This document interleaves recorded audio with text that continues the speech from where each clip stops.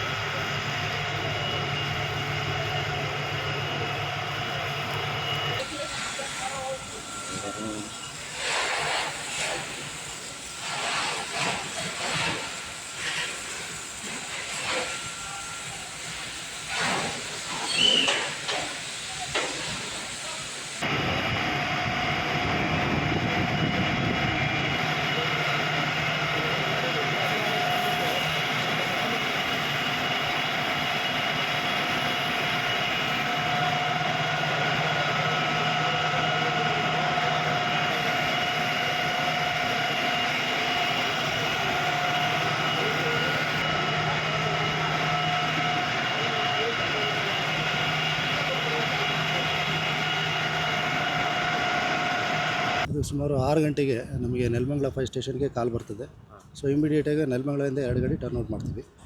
So ಇದು ಸುಮಾರು ಒಂದು 15 to 20 ಮೀಟರ್ಸ್ ಇರ್ತಕ್ಕಂಥ ವೇರ್ ಹೌಸು. ಏನಂತಂದರೆ ಸ್ಯಾನಿಟರಿ ಎಕ್ವಿಪ್ಮೆಂಟ್ಸು ಮತ್ತು ಪ್ಯಾಕಿಂಗ್ ಮೆಟೀರಿಯಲ್ಸ್ ಫೈರ್ ಆಗಿದೆ. ಸೊ ಹಾಗಾಗ್ಬಿಟ್ಟು 2 ಗಾಡೀಲಿ ನಮಗೆ ಫೈರ್ ಕಂಟ್ರೋಲಿಗೆ ಬಂತು.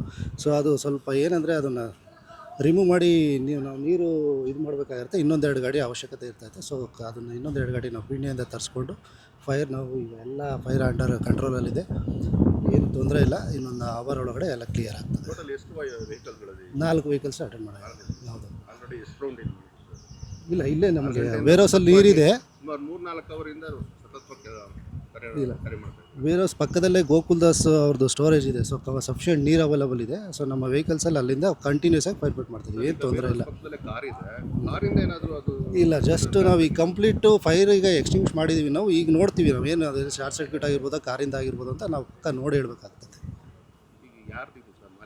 ಇಲ್ಲ, ಅದು ನೋಡಬೇಕು ನಾವು. ಎಕ್ಸ್ಟಿಂಗ್ವಿಷ್ ಆದಮೇಲೆ ನಾವು ಡೀಟೇಲ್ಸ್ ತೊಗೋತೀವಿ. ಸೊ ಆವಾಗ ಓನರ್ ಯಾರು, ಆಕ್ಯುಪೈಯರ್ ಏನಿತ್ತು ಮೆಟೀರಿಯಲ್ಸ್ ಇನ್ನೂ ಎಕ್ಸಾಕ್ಟ್ ಪಕ್ಕ ಗೊತ್ತಾಗ್ತದೆ. ಸುಟ್ಟಿದೆ. ಸ್ಟಾರ್ಟಿಂಗ್ ಮೆಟೀರಿಯಲ್ ಸ್ವಲ್ಪ ಕಡಿಮೆ, ಈ ಕಡೆ ಸ್ವಲ್ಪ ಕಮೋಡು ಅದು ಇದು ಸ್ವಲ್ಪ ಮೆಟೀರಿಯಲ್ಸ್ ಜಾಸ್ತಿ ಇದೆ, ಪ್ಯಾಕಿಂಗ್ ಮೆಟೀರಿಯಲ್ಸು. ಹೌದು, ಈಗ ತೊಂದರೆ ಇಲ್ಲ, ಎಲ್ಲ ಕಂಟ್ರೋಲ್ ಆಗಿದೆ, ಫೈರ್ ಎಕ್ಸ್ಟಿಂಗ್ವಿಷ್ ಆಗಿದೆ.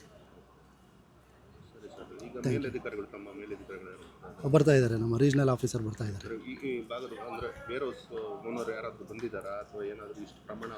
ಇದ್ದಾರೆ ಸಂಬಂಧಪಟ್ಟವರು, ವೇರ್ ಹೌಸ್ ಅವರು ಇದ್ದಾರೆ. ನಾವು ಮಾಹಿತಿ ತಗೊಂಡ್ಮೇಲೆ ಯಾರು ಏನು ಅಂತ ಎಕ್ಸಾಕ್ಟಾಗಿ ಗೊತ್ತಾಗ್ತದೆ.